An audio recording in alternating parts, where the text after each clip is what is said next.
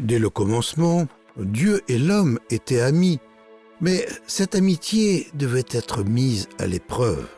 Le roi de l'univers ne souhaitait pas que son royaume soit rempli de sujets contraints à lui obéir. Dieu aimait Adam et avait des projets formidables en réserve pour lui et sa future famille. Du fait que Dieu voulait la compagnie d'individus et non de simples marionnettes, il a donné à Adam une règle à observer. Tu pourras manger de tous les arbres du jardin, mais tu ne mangeras pas de l'arbre de la connaissance du bien et du mal, car le jour où tu en mangeras, tu mourras certainement.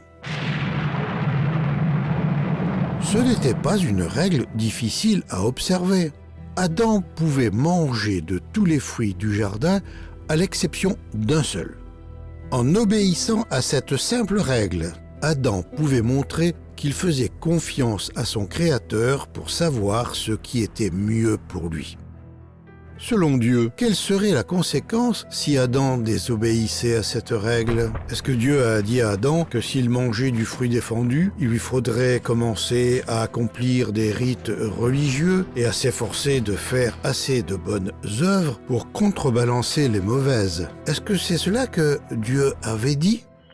Non, absolument pas. Dieu avait dit à Adam, « Le jour où tu en mangeras, tu mourras certainement. » La désobéissance à la loi de Dieu est appelée péché. Si Adam brisait la loi de Dieu, la punition serait la mort.